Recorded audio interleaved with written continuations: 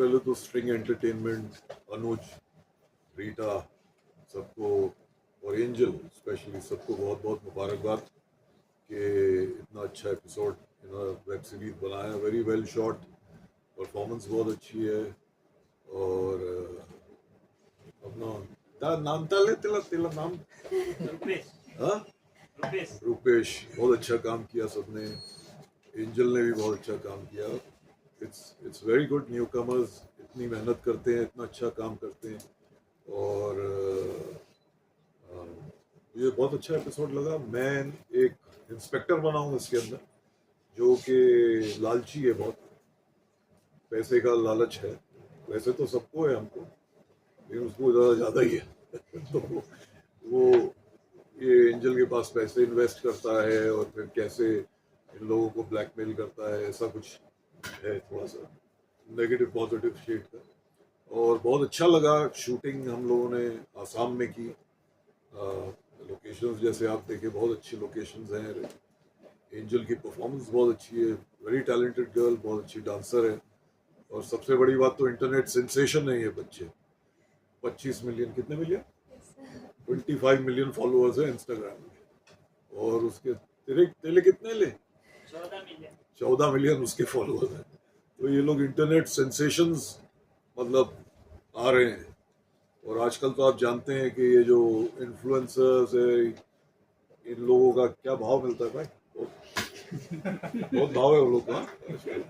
तो all the best to the entire team, and I am happy and proud to be a part of this project. Angel, आपसे जानना चाहूँगा कि कैसा experience रहा सबसे पहले तो ये किरदार करने का, और बहुत कॉन्फिडेंट लग रही है ऑन स्क्रीन आप।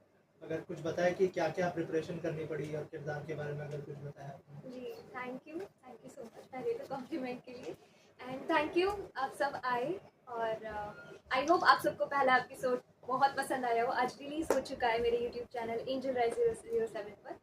सो मेरा एक्सपीरियंस तो बहुत ही अच्छा लगा, क्योंकि मेरी फर्स्ट वेब सीरीज़ है। तो मैं बहुत ज़्यादा नर्वस भी हूँ साथ ही साथ, एंड बहुत कुछ सीखने को मिला। मेरा कैरेक्टर बहुत ज़्यादा एक बोल्ड है और मेरे से बिल्कुल अपोजिट है, क्योंकि मैं बहुत शांत रहना पसंद करती हूँ। और प्रिया शांत रहना पसंद नहीं करती है, वो कुछ ना कुछ परेशानी क्रिएट करती रहती है, या तो कहीं मारपीट कर लेगी या कुछ भी, मतलब बिल्कुल अपोजिट, बोल्ड, मुंहफट, बहुत ही धांसू कैरेक्टर है। सो आई होप आपको पसंद आया होगा। और क्या क्या प्रिपरेशन करनी पड़ी, क्या किसी किरदार को आपने देखा था ऐसे, और क्या क्या जी। तैयारियां की थी आपने? प्रिपरेशन ऐसे हुई कि सीरीज स्टार्ट होने से पहले 1 मंथ का पूरा हमारा वर्कशॉप था। सो विजय सर जो इस सीरीज में भी है, उन्होंने ही हमें वर्कशॉप कराई थी। सो उनके थ्रू हमने जितना भी सीखा और आपको देखने को मिलेगा। आई होप हमने जस्टिस किया हो और आप लोगों को पसंद आया हो। एज एन एक्टर कैसा एक्सपीरियंस रहा? शाहबाज सर है और भी कई सारे एक्टर्स हैं फिल्म के अंदर। इतने बड़े बड़े एक्टर्स के साथ मुझे काम करने का मौका मिला, तो ये अपने आप में ही बहुत बड़ी बात है।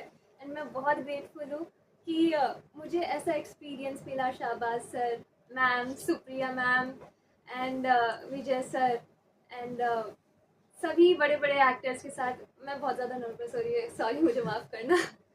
सो या आई एम ग्रेटफुल। बहुत अच्छा लगा। And it's a great, it's all team work.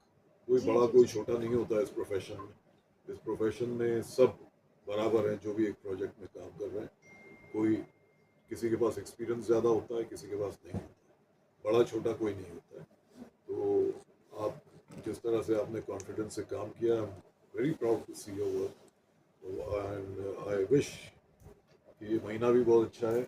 And I wish you all the success and all the best for your future.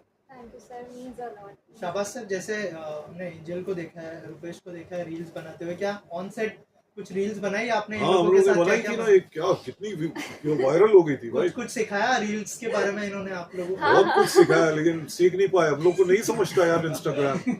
हम लोग के जनरेशन को इतना नहीं मालूम है इंस्टाग्राम वगैरह। जो ये आजकल का जो ट्रेंडिंग वेंडिंग ये सब चक्कर है ना, थोड़ा बहुत टाइम लगेगा हम लोगों को। लेकिन ये लोग तो मास्टर्स हैं। हम लोगों का बहुत रील वायरल हुआ था, जिसमें मैं भी डांस कर रहा, इसने मुझे भी डांस करवाया उसमें। एंजल, आपसे जानना चाहूँगा, आप रील्स भी बनाती है और अब जो है आप एक्ट कर रही है, क्या डिफरेंस महसूस किया एज एन एक्टर आपने, अगर उस बारे में कुछ शेयर करें? जी, मुझे बहुत मतलब सीखने के लिए, इम्प्रूव करने के लिए बहुत कुछ मिला, क्योंकि रील्स में तो ऐसा होता है कि शॉर्ट चीज़ें होती हैं, तो उसमें बहुत कम टाइम में भी चीज़ें हो जाती है। बट जब हम इतना बड़ा प्रोजेक्ट करने जाते हैं तो टाइम के साथ एफर्ट, सब कुछ, सबकी मेहनत और सब साथ में ग्रुप में काम करते हैं, तो बहुत बड़ा एक्सपीरियंस था मेरे लिए, और मुझे सीखने के लिए एज एन एक्टर भी बहुत कुछ मिला। और अभी कितने एपिसोड रिलीज हो गए और बाकी के एपिसोड कब तक रिलीज होने वाले हैं वो भी आप? जी, अभी आप लोगों ने जैसे देख ही लिया है, फर्स्ट एपिसोड सीरीज का रिलीज हो चुका है, और बाकी के 5 एपिसोड हर हफ्ते में रिलीज होंगे। सो आज 29 मार्च है, आज फर्स्ट एपिसोड रिलीज हो चुका है, सो अगले हफ्ते सेम इसी डे को रिलीज होगा। अच्छा, एक एपिसोड हाँ एवरी जी। वीक रिलीज हो। तो और मैं सबसे गुजारिश करूंगा, सबसे पहले तो आप लोग यहाँ आए।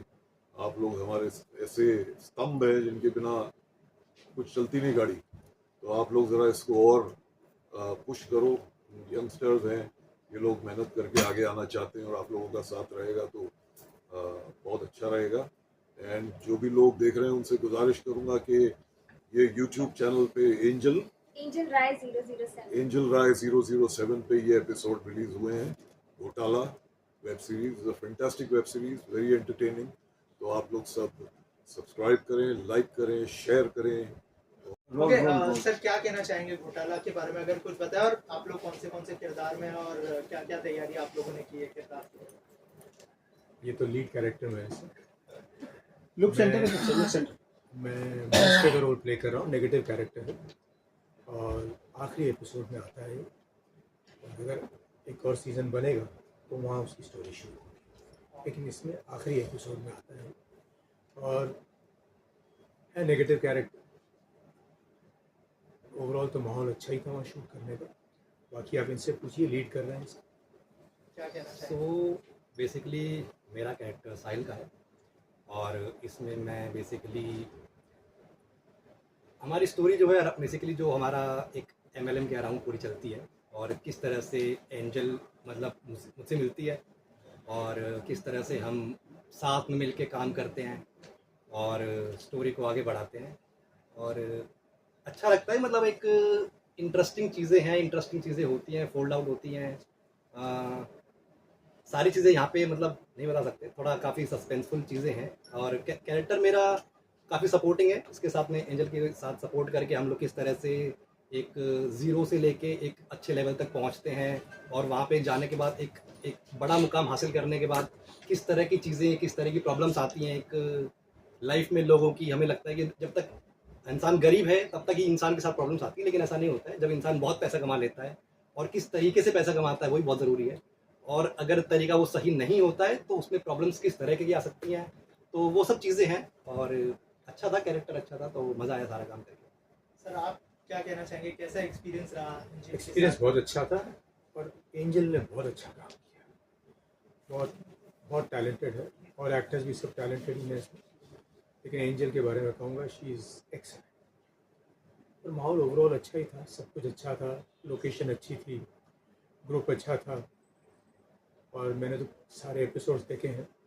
मुझे तो ओवरऑल ये सीरियल अच्छी लगी है। कुछ कहना चाहेंगे फैंस से, क्यों देखनी चाहिए, क्या यूएसपी होगी इस शो की?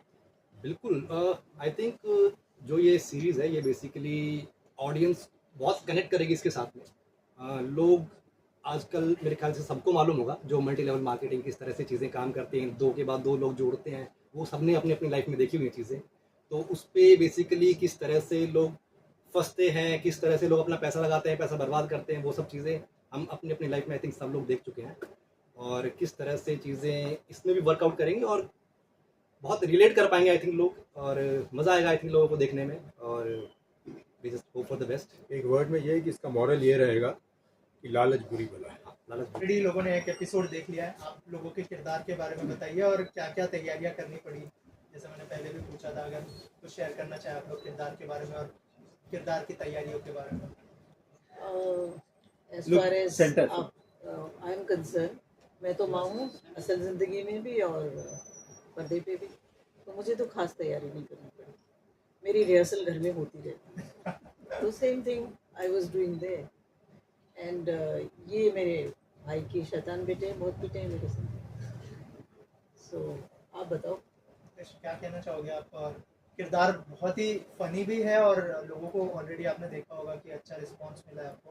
क्या कहना चाहेंगे, क्या क्या तैयारी करनी पड़ी और जो आपने डिक्शन यूज़ किया है तो क्या कहना चाहेंगे उसके बारे में? बस यही कहना चाहूँगा कि पहले पहले जब कर रहा था तो बहुत नर्वस था, ऐसा लग रहा था कि कर पाऊँगा या नहीं, लेकिन फिर बाद में वहाँ पे गए शूट पे तो देखा सीखा, एंजल को भी देख के सीखा, तो धीरे धीरे सब हो गया और अच्छे से हो गया। फिर पकड़ लिया धीरे धीरे कैरेक्टर। और जो बोलने का तरीका है तो पहले मुझे लगा कर पाऊँगा कि नहीं, लेकिन धीरे धीरे हो गया और ध्यान देने लगा थोड़ा। मैं बार बार प्रैक्टिस करता रहता था वही रिहर्सल, तो हो गया।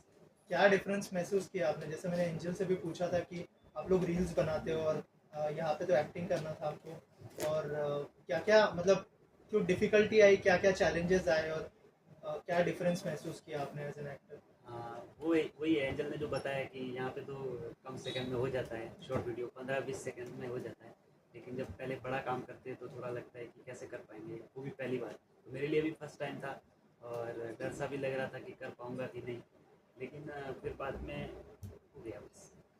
मैम आपसे जानना चाहूँगा कैसा एक्सपीरियंस रहा रुपेश के साथ, एंजल के साथ? और बहुत अच्छा। इनफैक्ट ये कह रहे हैं हम नर्वस, तो मुझे तो कहीं ये लोग नर्वस लगेगी। आजकल वैसे भी कहते हैं कि बच्चे कहाँ पैदा होते हैं, बाप पैदा होते हैं। तो ये तो सब भाई बहुत ज़बरदस्त लोग हैं, सब ने बहुत ही बढ़िया काम किया है। एंड अभी जो फाइनल मैंने आज जो रिज़ल्ट देखा तो वेरी इम्प्रेस्ड, बहुत अच्छा। कहीं ये लग नहीं रहा कि ये नए हैं या ये पहली बार काम कर रहे हैं। बहुत बढ़िया काम किया है। आई एम वेरी इम्प्रेस्ड।